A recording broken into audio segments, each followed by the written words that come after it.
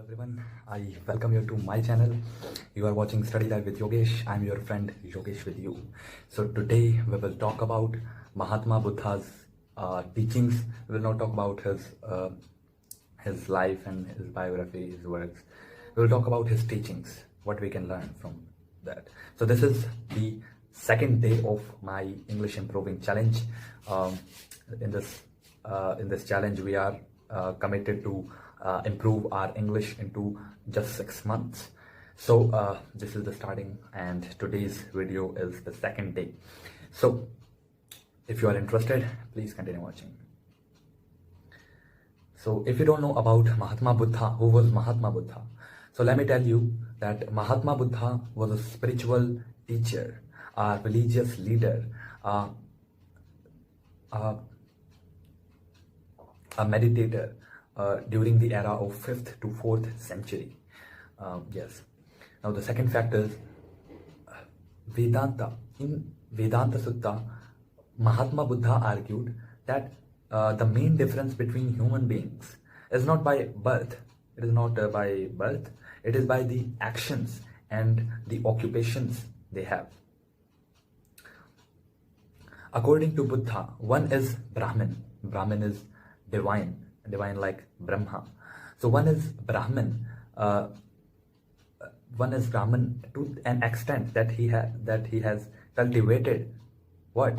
Virtue. That he has cultivated a virtue in himself. So based on this, because of this, some reports proclaims this, that Buddha stated this line. So it is that nobody is a non-Brahmin by birth. Anybody is Brahmin by its moral actions. So the second fact is Buddha.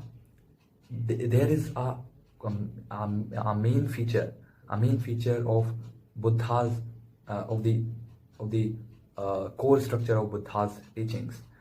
So they are in the Four Noble Truths. So the first one is that there is dukkha in everyone's life. Okay, there is dukkha in everyone's life, and dukkha refers to sufferings, pains, and unease in anyone's life. So it is that, and behind the arising of dukkha, there are some causes and conditions. So basically, it is why dukkha arises. So there are some causes and conditions. So some common causes and conditions which are mentioned in the earlier texts are greed, okay, craving, and aversion. Aversion and delusion. So delusion is a word which means a idiosyncratic belief or thought which is maintained even despite being contradicted by reality and rational argument, typically because of mental condition, some mental symptoms.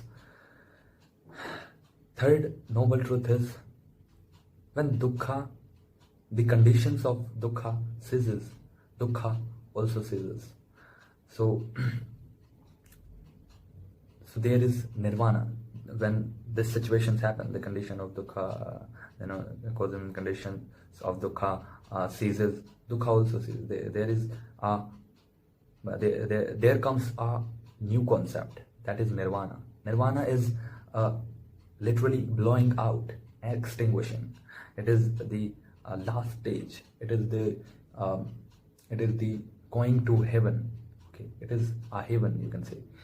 So the fourth truth is there is a path to follow to reach the stage of nirvana, to lead towards nirvana.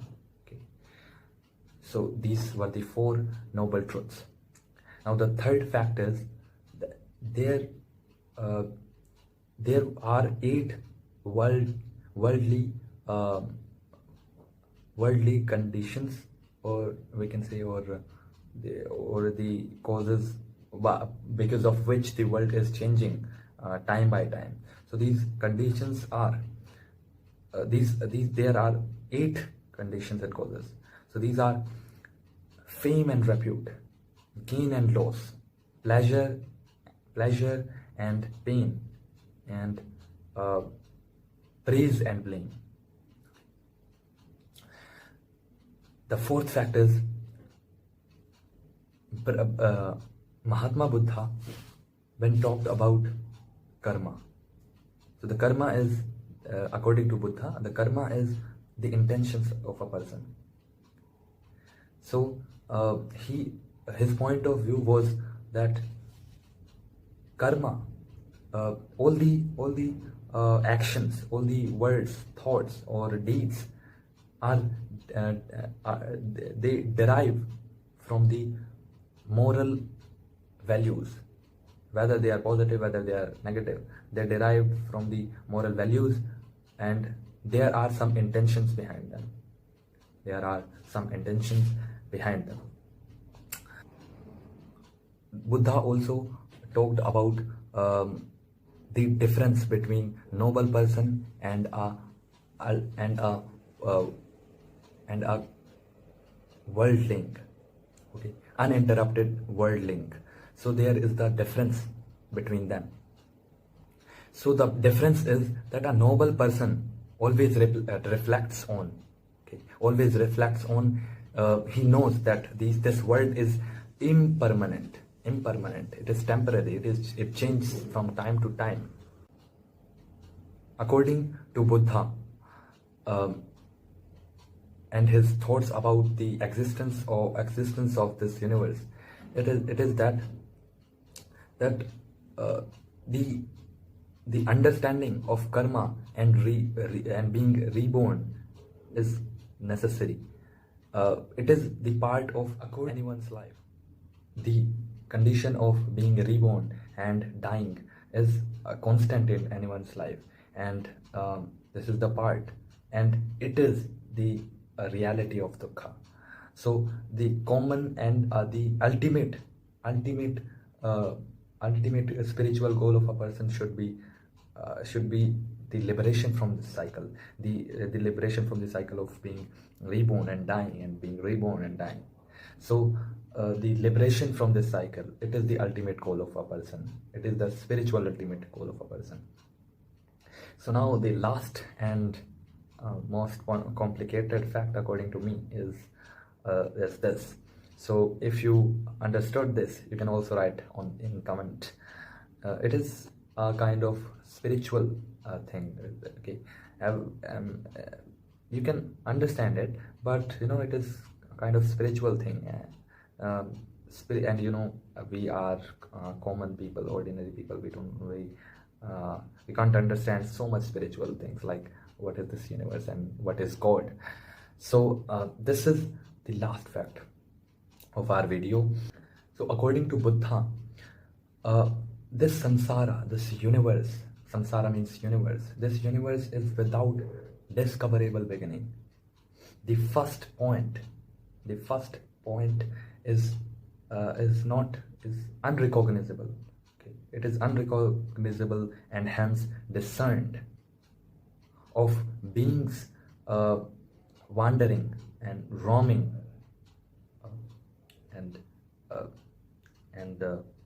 hindered by ignorance and fettered by craving.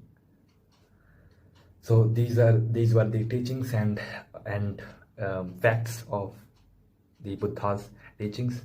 So now the conclusion is this, that when we study this, when we come to the end, so everyone should be known to the fact that this world changes continuously.